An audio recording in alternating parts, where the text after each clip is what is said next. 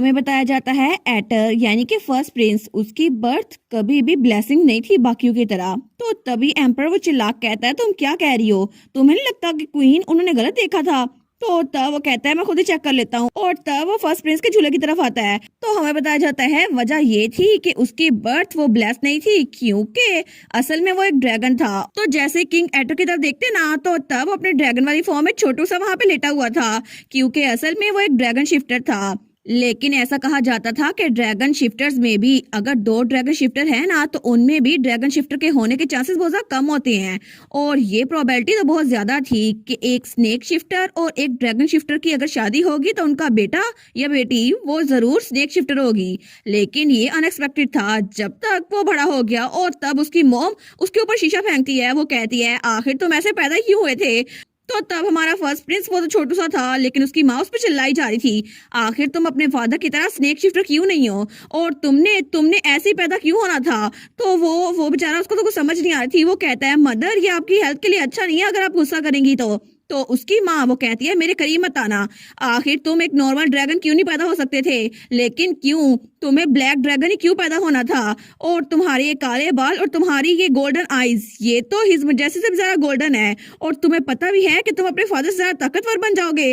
लेकिन तब एटर वो बेचारा अपनी मॉम की तरफ देखते हैं, तो उसकी माँ कहती है मेरी तरफ ऐसे मत देखो, मुझे तुम्हारी इन आंखों से नफरत है और मुझे लगता है मैं खतरे में हूँ, उससे मुझे गूज़बम्स आते हैं। लेकिन एटर बेचारा, उसका यहाँ एग्जिस्ट करना ही सबकी तरफ से नफरत के काबिल था, क्योंकि हर कोई उससे नफरत करता था, और उसकी वो आईज जिससे सबसे ज्यादा नफरत की जाती थी। तो जब अपने फादर के पास गया था ना, तो उसका फादर कहता है मैं तुम्हें बताया नहीं था अपनी आंखें कवर करके रखा करो, मैं तुम्हारी आंखों को देखना नहीं चाहता। तो वो कहता है फादर ये बहुत ज्यादा अनकंफर्टेबल था ना, इसलिए मैंने वो पट्टी थोड़ी देर के लिए उतार दी। तो उसका फादर कहता है क्या मतलब अनकंफर्टेबल था? तुम्हें नहीं पता उसके ऊपर हमने स्पेशल स्पेल करवाया है ताकि तुम्हारी आई साइड वो बंद ना हो। लेकिन वो सोचता है इसकी आईज ये जैसे जैसे बड़ा हो रहा है ना, इसकी आईज का कलर और ज्यादा स्ट्रॉन्ग होता जा रहा है, लेकिन मुझे तो इसकी आईज से डर लगता है, अगर ये मुझसे ज्यादा स्ट्रॉन्ग बन गया तो तभी थोड़ी देर बाद वहां पीछे से रीटर भागता हुआ आता है। वो कहता है फादर, तो पीछे उसकी मेट थी, वो कहती है हाइनेस प्लीज भागिएगा मत। लेकिन उसका फादर रीटर को देखकर बहुत ज्यादा खुश था।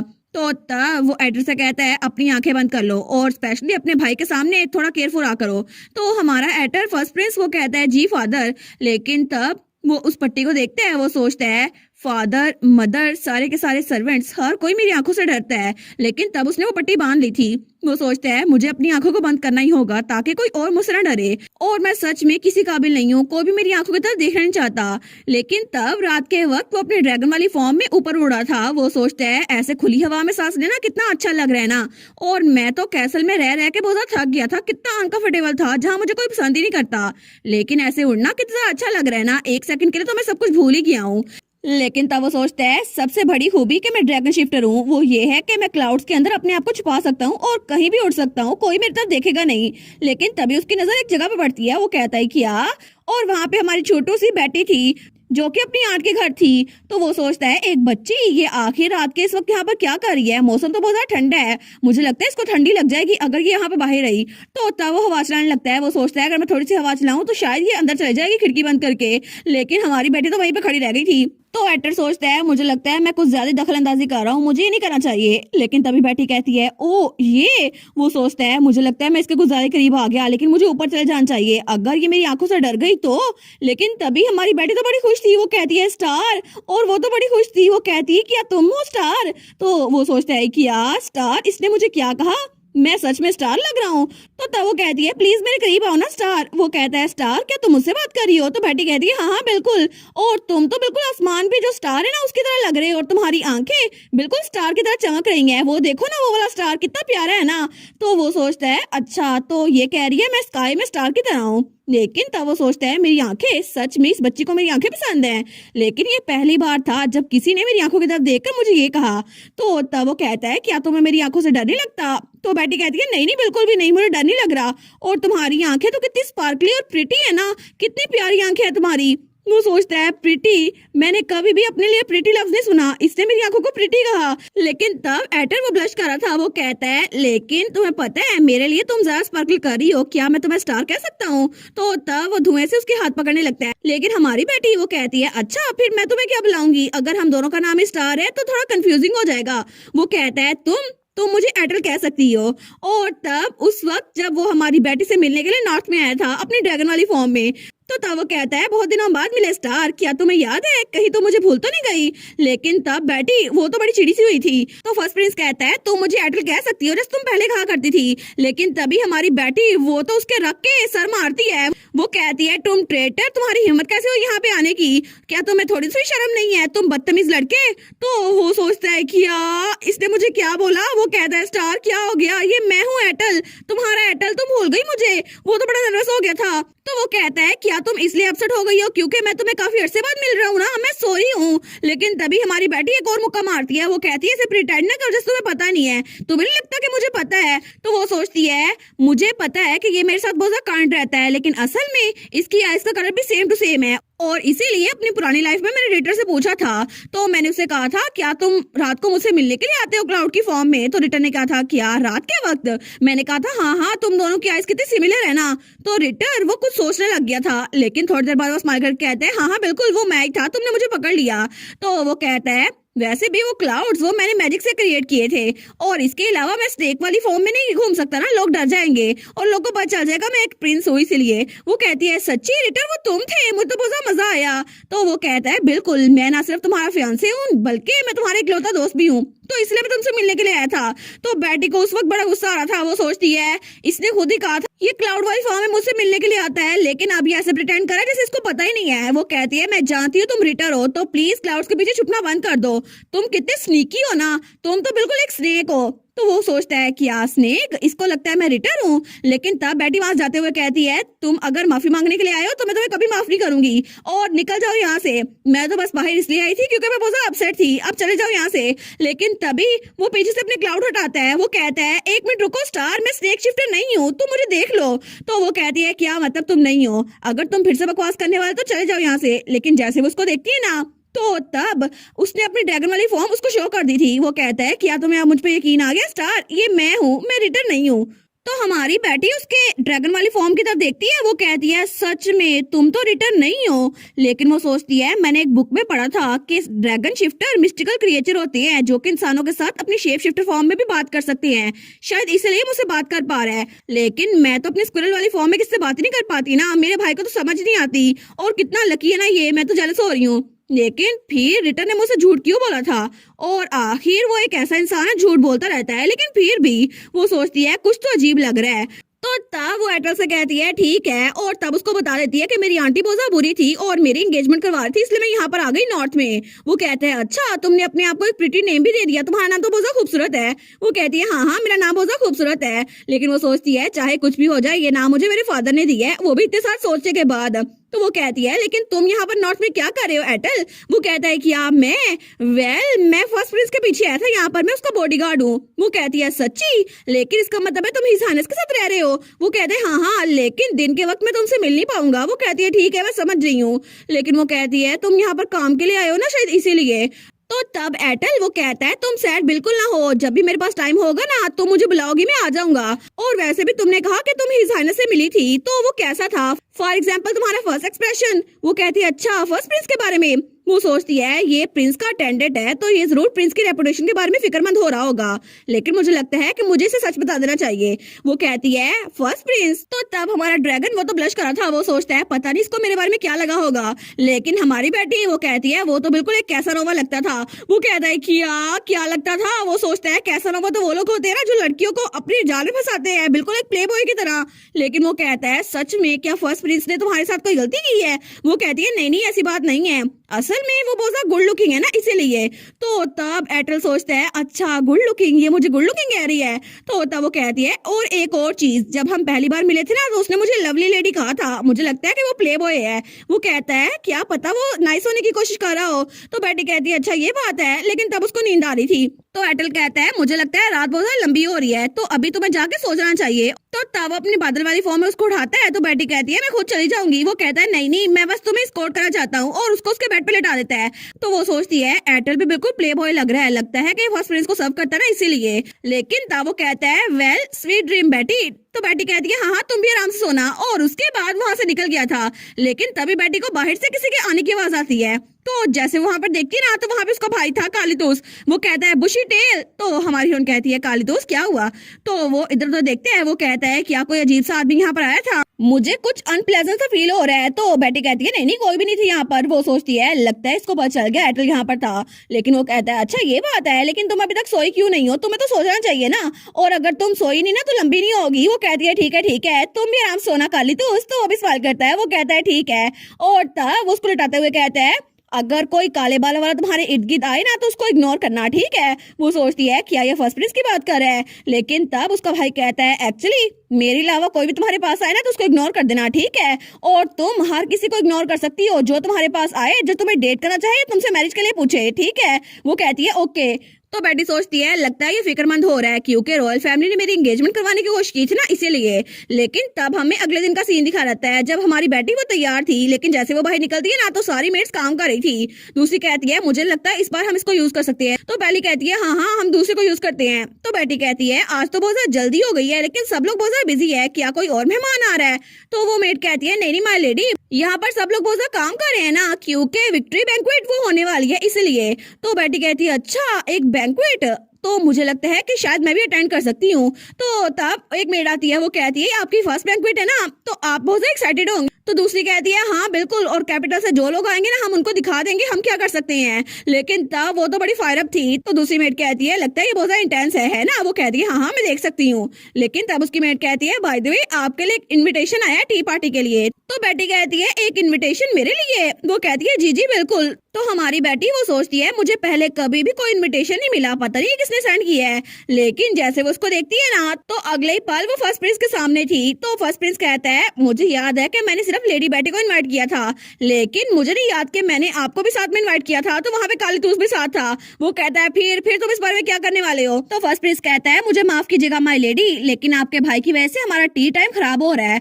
तो तब कालीतूस कहता है माय लेडी तुमने उसको क्या बोला? तो फर्स्ट प्रिंस कहता है तो फिर मैं उनको क्या बोलूं? वो कहता है कुछ भी मत बोलो ना। तो वो कहता है फिर मैं उनको जब भी एड्रेस करूंगा तो क्या बोलूंगा? वो कहता है बात ही ना करो मेरी बहन से। और तब हमारी बेटी वो तो आराम से खाना खाई जा रही थी। लेकिन तभी फर्स्ट प्रिंस कहता है मैंने कभी भी तुम्हें इतना सेंसिटिव नहीं देखा, ना ही बैटलफील्ड पर, तो आखिर तुम मेरे इर्द गिर्द गार्ड अप क्यों रखते हो? और तुम्हें पता है ना मैं कभी भी किसी लेडी के पास नहीं गया, रिलैक्स करो कार्ल। लेकिन कालीतूस वो सोचता है बैटलफील्ड में जो भी लड़कियां इसको देखती थी ना वो कहती थी ये ब्लाइंड फोल्ड में कितना हैंडसम लगता है ना। दूसरी कहती थी मैं इससे जाके बात करूं। तो वो सोचता है क्या इसको लगता है कि मैंने इसको इर्द गिर्द एक्ट अराउंड करते नहीं देखा, और मैं कभी भी बुशी टेल के साथ ऐसा नहीं होने दूंगा। तो फर्स्ट प्रिंस कहता है ये तो मेरा सिर्फ इनोसेंट इन्विटेशन था ताकि मैं आपकी छोटी बहन से ग्रीट कर सकूं। तो वो कहता है इनोसेंट, लेकिन हमारी हीरोइन वो सोचती है सच में मुझे इससे मिलना ही था। तो फर्स्ट प्रिंस ऐसा लगता है कि ये एडिटर के साथ बैड टर्म पर है, तो शायद इसका मतलब है मैं इसकी हेल्प ले सकती हूँ। तो इसका मतलब है मैं फर्स्ट प्रिंस के साथ टीम अप कर लूंगी और फिर एडिटर से बदला ले लूंगी।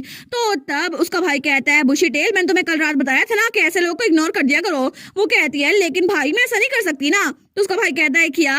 वो कहती है मैं हिज हाइनेस कालीतूस के साथ ऐसा नहीं कर सकती। वो सोचती है ये तो मेरे बदले में मेरे हेल्प करेगा ना इसीलिए। तो उसका भाई वो बेचारा चकराने लग गया था। वो सोचता है अचानक से मेरी बहन ने ये बातें करना क्यों शुरू कर दी, क्या उसने एक ही दिन में मेरी बहन को अपने काबू में कर लिया है? लेकिन तब वो कहता है ओए तुम, अब मैं आराम से पूछ रहा हूँ ना तो घर चले जाओ अपने वापस। वो कहता है लेकिन तुमने सुना नहीं लेडी बेटी ने जो कहा, मुझे ऐसे ट्रीट ना करो। तो कालीतूस कहता है निकल जाओ ना यहाँ से, तुम यहाँ पे क्यों बैठे हुए हो? तो फर्स्ट प्रिंस कहता है मुझे लगता है ये टी टाइम इतने भी आराम से नहीं गुजरने वाला, तो हम चीजों को रैप अप क्यों नहीं करते, हम एक दूसरे को अपना नाम क्यों नहीं बताते? तो कालीतूस कहता है क्या मतलब, आखिर तो मेरी बहन को अपना नाम क्यों बताओगे? तो तब फर्स्ट प्रिंस वो खड़ा होता है और हमारी बेटी के पास आता है। वो कहता है माय लेडी क्या आप मुझे अलाउ करेंगी कि मैं आपके हैंड पे किस करूं? तो तब वो कहती है क्या? वो तो बिल्कुल शॉक हो गई थी। लेकिन कालीतूस को तो गुस्सा आ गया था। वो कहता है तुम्हारी इतनी हिम्मत। लेकिन तब उसने तो कॉलर ही पकड़ लिया था फर्स्ट प्रिंस का। वो कहता है तुम पागल तो नहीं हो गए ना, तुम मेरी बहन के हाथ पे किस करोगे? अपने आप को इंट्रोड्यूस करवाने के लिए क्या ये जरूरी है? वो कहता है काम डाउन कार्ल, ये सिर्फ एक एटिकेट है जो कि नोबल्स फॉलो करते हैं। तो बेटी सोचती है ये सच में कैसा नोवा ही है। लेकिन कालीतूस कहता है अब तुम्हें रिस्पेक्ट पे करनी है और थोड़े दिनों बाद तुम शादी के लिए हाथ भी मांग लोगे। वो कहता है इतना बुरा आइडिया नहीं लग रहा। लेकिन तभी हमारी बेटी कहती है कालीतूस। तो कालीतूस कहता है क्या हुआ? तो बेटी कहती है मैं फर्स्ट क्राउन प्रिंस का नाम पूछना चाहूंगी। वो सोचती है वैसे भी मुझे उसके साथ काम करना है तो नाम तो जानना होगा ना। तो कालीतूस कहता है ठीक है, और उसके सोफे के बीच जा खड़ा हो गया था। वो कहता है बस अपना नाम बताओ ठीक है, और कोई ट्रिक ना खेलना। तो फर्स्ट प्रिंस सोचता है लगता है कि लेडी बेटी ने अपने भाई को सही काबू किया हुआ है। तो तब हमारी बेटी के पास आता है और कहता है माय लेडी मुझे अलाउ करे कि मैं अपने आप को इंट्रोड्यूस करवाऊं। मेरा नाम है एटर ड्यूरेक्स एस्टम और मैं इस वक्त 12 साल का हूँ। तो तब पीछे काली तो उसको बड़ा गुस्सा आता है, वो कहता है मेरी बहन का हाथ छोड़ो, मेरी बहन का हाथ छोड़ो। लेकिन हमारी हीरोइन वो सोचती है एटर, इसका नाम एटर है और उस ड्रैगन का नाम एटल था, ये दोनों तो बिल्कुल सिमिलर लग रहे हैं। लेकिन अभी मैं सोच रही हूँ तो मैंने सुना था क्राउन प्रिंस की मॉम वो तो ईस्टर्न कॉन्टिनेंट की रॉयल्टी थी ना, तो इसका मतलब है कि वो ड्रैगन वो भी ईस्टर्न कॉन्टिनेंट से होगा। तो फर्स्ट प्रिंस कहता है आप प्लीज मुझे मेरे नाम से बुलाया कीजिए। तो कालीदूस कहता है क्या मतलब, वो ऐसा क्यों करेगी? तो फर्स्ट प्रिंस कहता है ताकि हम लोग क्लोज हो जाए ना। लेकिन हमारी हीरोइन सोचती है ये तो बहुत बड़ा फ्लर्ट है। और तब उसी वक्त हमें ड्यूक का ऑफिस दिखाया जाता है जहाँ पे हमारी हीरोइन की आंट पेरीना खड़ी थी। वो कहती है आपने मुझे यहाँ पे बुला लिया योर ग्रेस, इसका मतलब है हमारी मिसअंडरस्टैंडिंग क्लियर हो गई है ना। तो ड्यूक कहता है बोलना बंद करो, मुझे ये बताओ कि आखिर तुम्हें मुझे क्या देना था, और मैं उम्मीद करता हूँ कि तुम मेरी बेटी की मेडिसिन ले आई होगी जो रॉयल फैमिली ने तुम्हें दी है। तो आंट परीना कहती है जी बिल्कुल, मैं यहाँ पर आई इसलिए थी ताकि आपको ये मेडिसिन दे सकूं। और तब वो बैग में वो मेडिसिन ढूंढती है। वो कहती है इसके साथ वो यहाँ पे आराम से ये कोल्ड विंटर गुजार सकेगी। और वैसे भी मैंने सुना था कि ये मेडिसिन अच्छी हो गई है और ये मेडिसिन सेकंड प्रिंस रिटर ने खुद बनाई है क्योंकि उनकी एबिलिटी हीलिंग है और वो मेडिसिन बना सकते हैं और इसीलिए उन्होंने ये मेडिसिन आपकी बेटी के लिए बनाई है। तो तब हमें मेडिसिन रखती है। तो ड्यूक कहता है अच्छा तो इसके बदले में रॉयल फैमिली को क्या चाहिए? तो वो कहती है उन्होंने कोई प्राइस नहीं मांगी, उनका कहने का मतलब है कि उनको एंगेजमेंट करवानी है सेकंड प्रिंस और बेटी के दरमियान। लेकिन तभी ड्यूक को तो इतना गुस्सा आता है वो तो वहाँ टेबल ही तोड़ देता है। तो तब आंट पेरीना वो कहती है नहीं नहीं, उनका कहने का मतलब था कि बस आपको उनको थैंक यू बोलना होगा। वो तो बड़ा डर गई थी। लेकिन तब वो कहती है ठीक है अब मैं बाहर चलती हूँ और मैं उम्मीद करती हूँ कि मेरी नीस वो इस विंटर अच्छी हेल्थ में रहे। तो तब ड्यूक वो तंजिया स्माइल करता है और कहता है क्या तुम मेरी बेटी की हेल्थ के बारे में फिक्रमंद हो रही हो वाई काउंटर सीरियस? तो आंट पेरीना कहती है जी बिल्कुल, आखिर आप इतना ऑब्वियस क्वेश्चन क्यों पूछ रहे हैं? मैं अपनी नीस के बारे में फिक्रमंद नहीं होगी तो कौन होगा? तो ड्यूक कहता है तो फिर तुमने इतनी देर क्यों लगाई? जब मैं तुम्हें यहाँ से बाहर निकाल दिया फिर ही तुम यहाँ पर आई कि तुम्हारे पास मेडिसिन है। तो वो कहती है असल में वो मुझे लगा था कि अभी उसका इफेक्ट नहीं होगा क्योंकि जब स्नेक कॉन्स्टलेशन आएगी ना उसी वक्त उसका इफेक्ट होगा। तो ड्यूक कहता है अच्छा ये बात है। लेकिन तब वो उस मेडिसिन को देखते हैं, वो सोचता है कहीं इन्होंने इसमें जहर तो नहीं मिला के भेज दिया, लेकिन फिर भी मुझे इसको चेक करना होगा और मैं ऐसे ही अपनी बेटी को ये नहीं दे सकता। तो ड्यूक कहता है मैं अज्यूम करता हूँ कि इसमें मेरी बेटी के लिए कोई भी हार्मफुल सब्सटेंस नहीं होगा, है ना? वो कहती है जी बिल्कुल ऐसा कुछ भी नहीं है। और तब वो दरवाजा खोल के पास जा रही थी और वो दिल में सोचती है एटलीस्ट उसकी बॉडी के लिए तो नहीं है और वैसे भी मैंने झूठ नहीं बोला तो प्लीज बाद में मुझे रिसेट ना करना। लेकिन तब बाहर सारी की सारी मेड्स वो तो तैयारियों में लगी हुई थी। लेकिन तभी क्राउन प्रिंस हमारी बेटी और उसका भाई कालितोस वहां पर आए थे। तो तब हमारी बेटी वो सारी तैयारियां देख रही थी। लेकिन तभी उसकी नजर क्राउन प्रिंस की पट्टी पर पड़ती है जो उसकी आंखों पर थी। वो सोचती है आखिर क्राउन प्रिंस अपनी आंखों से ये ब्लाइंडफोल्ड निकालते क्यों नहीं है, और मैंने तो जंगल में भी इनको ऐसे ही देखा था। लेकिन तभी कालितोस को बड़ा गुस्सा आता था। वो सोचता है जंग के दौरान इसने कभी भी ये ब्लाइंडफोल्ड नहीं लगाया, क्या ये मेरी बहन के टेंशन चाहता है? लेकिन तब वो कहता है ओए तुम कब तक ये ब्लाइंडफोल्ड पहनने वाले हो? तो फर्स्ट प्रिंस कहता है पहले तो कोई मसला नहीं था, अब क्या हो गया है? वो कहता है क्योंकि तुमने जंग के दौरान कभी भी इसको नहीं पहना और आखिर अब तो तुम इतने अनोइंग लग रहे हो ना। तो वो कहता है क्योंकि वहां पर जो सारे के सारे दुश्मन थे ना मेरी आंखों से डर जाते थे, इसीलिए मैंने ब्लाइंडफोल्ड को बैटलफील्ड में उतार के रखा था और वैसे भी अपने दुश्मन को ओवरपावर करना इतना भी बुरा नहीं होता। तो हमारी बेटी वो सोचती है मैंने सुना था कि शेप शिफ्टर की आईज वो गोल्डन होती है, मेरे अलावा सारे शेप शिफ्टर की आईज वो गोल्डन ही है, इसका मतलब है कि कोई भी इसको देखकर डर जाएगा। तो तब वो जो डॉग्स इसको देखकर भागे थे ना इसकी आईज की वजह से थे।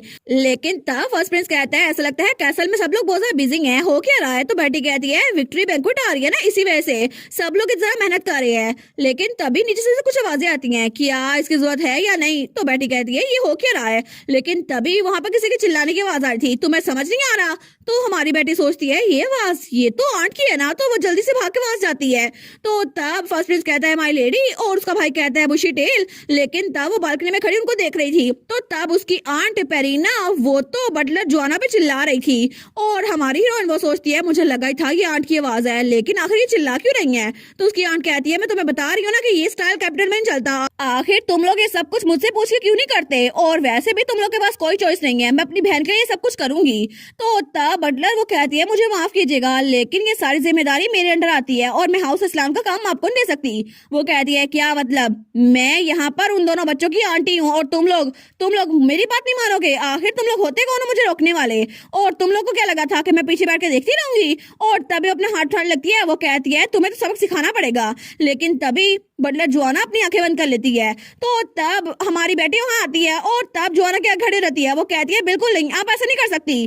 तो तब वो तो बड़े गुस्से में थी, वो कहती है अभी इसी वक्त ये सब कुछ बंद करें, आंट आप मेरे घर के लोगों पर हाथ नहीं उठा सकती। तो हमारी बेटी तो बटलर जोआना को बचाने के लिए बिल्कुल तैयार थी, लेकिन उसकी आंट उसको तो बड़ा गुस्सा आता था। वो सोचती है क्या इसने अभी क्या कहा, इसकी हिम्मत कैसे हुई मुझे रोकने की, जब से यहाँ पर आई है ना ये अपने आप को इस घर की मालकिन समझ रही है। लेकिन तब वो उसकी तरफ हाथ बढ़ाती है उसको थप्पड़ मारने के लिए, वो सोचती है फिर उसकी जगह तुम थप्पड़ खाओ, लेकिन तभी उसे पीछे से बहुत ज्यादा डार्क एनर्जी महसूस होती है और वो वहीं पर रुक गई थी। वो सोचती है यही एनर्जी, ये तो मुझे पीछे से महसूस हो रही है। लेकिन वहां पर फर्स्ट प्रिंस और कालीतूस खड़े थे और दोनों बहुत ज्यादा घूर के उसको देख रहे थे। वो सोचती है ड्यूक एस्लान का बेटा और फर्स्ट प्रिंस, ये दोनों, इन दोनों से ही इतनी एनर्जी महसूस हो रही है, ऐसा लगता है कि ये मुझे मार देंगे। और सबसे ज्यादा फर्स्ट प्रिंस, ऐसा लगता है इसकी आंखों में ब्लाइंड फोल्ड है, फिर भी इसकी एनर्जी बहुत पावरफुल है। तो कालीतूस आगे बढ़ने लगता है, वो कहता है तुम्हारी हिम्मत कैसे हुई, लेकिन तभी फर्स्ट प्रिंस उसको रोकता है। वो कहता है एक मिनट रुको काल। तो कालीतूस कहता है क्या मतलब, तुम उसकी साइड ले रहे हो क्योंकि तुम दोनों एक ही कैपिटल से हो। वो कहता है नहीं ऐसी बात नहीं है, मुझे लगता है कि हम दोनों का इसमें स्टेप इन करना बिल्कुल नेसेसरी नहीं है, मुझे लगता है हर लेडीशिप इसको खुद ही हैंडल कर लेंगी। और बेटी वो तो अपनी आंट को घुरी जा रही थी, तो उसकी आंट कहती है मेरी प्यारी नीस क्या तुम भूल गई जो कुछ मैंने तुम्हें सिखाया था कैपिटल में, और अपने बिहेवियर पर जरा गौर करो, तुम यहाँ पे भाग के आई हो और ऐसा सब कुछ अनकल्चर्ड लगता है। तो हमारी बेटी कहती है अनकल्चर्ड, लेकिन दूसरों पे हाथ उठाना और दूसरों से ऐसे बात करना ये बिल्कुल भी अनकल्चर्ड नहीं है। तो उसकी आंट कहती है क्या, वो थोड़ी गिल्टी थी, वो कहती तुमने क्या कहा। तो हमारी हीरोइन तो बड़े आराम से अपनी आंट के सामने खड़ी थी। तो उसकी आंट सोचती है इसने पहले कभी भी मेरी बात का जवाब नहीं दिया, लेकिन अब ये मेरे सामने ऐसे बोली जा रही है। तो हमारी सोचती है आंट पेरीना को फ्लस्टर करवाना बिल्कुल भी मुश्किल नहीं है, क्योंकि मुझे अच्छे से याद है कि टाइम में वापस आने से पहले भी आंट पेरीना वो तो एलिगेंस और ग्रेस के पीछे बिल्कुल ऑब्सेस्ड थी, और वो तो अपनी रेपुटेशन खराब होते हुए बिल्कुल नहीं देख सकती थी, और इसी वजह से वो मेरे साथ ऐसे ही किया करती थी। लेकिन बाकियों के जाने के बाद उनका रवैया बिल्कुल बदल जाता था, और मैं आखिर इस जैसे इंसान की बात क्यों मानती रही थी। तो उसकी आंट कहती है मैं तो बस इनको सबक सिखा रही थी कि आखिर नॉर्थ में ये सब कुछ नहीं चलता और अभी हमें न्यू ट्रेंड्स को फॉलो करना चाहिए। तुम्हें पता है ना कि बैंक्वेट किस तरह रखी जाती है, वो सब बड़ी होती है। तो हमारी उन कहती है तो आपका कहने का मतलब है कि नॉर्थ कैपिटल का मुकाबला नहीं कर सकता। वो कहती है बिल्कुल, तुम इतनी ऑब्वियस बात क्यों पूछ रही हो, और यहाँ पे कोई भी इंसान इस बात से मना नहीं करेगा, क्योंकि तुम्हें पता है ना विक्ट्री बैंक्वेट वो सिर्फ नॉर्थ के लोग के लिए नहीं है, वहाँ पर सब लोग आएंगे कैपिटल से भी, और जो बहुत ज्यादा फैशनेबल होंगे। तुम्हें नहीं लगता कि इस सब में मेरी हेल्प के बगैर तुम लोग कुछ कर सकते हो। और मैं तो बस चुप थी क्योंकि मैं अपने मुंह मियाँ मिठू नहीं बनना चाहती, लेकिन मैं तो टी और डिजर्ट एरिस्टन भी लेकर आई हूँ जो रॉयल फैमिली यूज करती है। तो वो मेट्स कहती है एरिस्टन जो रॉयल फैमिली यूज करती है, लेकिन वो लोग कहती है ये तो बहुत ही जरा बड़ी बात है ना, क्योंकि ये तो बहुत ज्यादा पॉपुलर है। तो दूसरी कहती है हाँ हाँ बिल्कुल, क्वालिटी ऑफ फूड उससे भी बैंक्वेट पे असर पड़ेगा। लेकिन तब आंट पेरीना वो सोचती है देखा तुम्हें पता है ना मैं कितनी ग्रेट हूँ, अब मेरी बात मान लो और मेरे पाँव में पड़ जाओ ताकि मैं तुम्हारी हेल्प करूँ, क्योंकि डची एस्लान ये तो नॉर्थ में है और ड्यूक एस्लान जो कि इस नॉर्थ के असल ओनर है वापस आ गए हैं, इसलिए अब काउंट जिलोट का इन्फ्लुएंस बिल्कुल कम हो गया है। तो अब यहाँ पे अपना इन्फ्लुएंस बढ़ाने के लिए मुझे अपने लोगों को यहाँ पे तैनात करना पड़ेगा ताकि यहाँ पर मेरा इन्फ्लुएंस जरा हो जाए। और वो सोचती है और इस तरह मैं बैंक्वेट का इस्तेमाल भी करूंगी और इस घर में घुस जाऊंगी और फिर हिज ग्रेस मेरे मकरूज हो जाएंगे। लेकिन तब बेटी कहती है इस सब की जरूरत नहीं है। तो वो कहती है क्या, तो बेटी कहती है आपकी हेल्प की जरूरत नहीं है और ना ही हमें कैपिटल के ट्रेंड की जरूरत है, क्योंकि हम लोग यहाँ पे अपने ट्रेंड खुद शुरू कर सकते हैं। तो उसकी आंट वो कहती है क्या मतलब यहाँ नॉर्थ में, तो बेटी कहती है जी बिल्कुल। तो उसकी आंट तो ब्लैंक होकर इसको देख रही थी, वो सोचती है ये अपने ट्रेंड शुरू करेगी, लेकिन तब वो हंसती है। वो कहती है सच में ये तो बहुत ज्यादा बेवकूफ है, लेकिन तब हंसते हुए कहती है नॉर्थ वो ट्रेंड्स को लीड करेगा, ये कितना ग्रेट आइडिया है ना। लेकिन तब वो सोचती है जब ड्यूक ने मुझे कहा था मेरी बेटी बहुत इंटेलिजेंट है तो मुझे लगा था पता नहीं क्या बात कर रही होगी, लेकिन ये तो सच में एक बच्ची है और इसको नहीं पता कि असल में ट्रेंड्स वो ऐसे नहीं चलते, लेकिन इसको कौन समझाए। तो वहां जाते हुए कहती है ठीक है गुड लक तुम्हारी प्रिपरेशन के लिए, और अगर तुम्हें ये सब कुछ समझ ना आए ना तो मेरे पास आ जाना, क्योंकि मैं इतनी जनरस तो हूँ कि तुम्हारी हेल्प कर सकूं।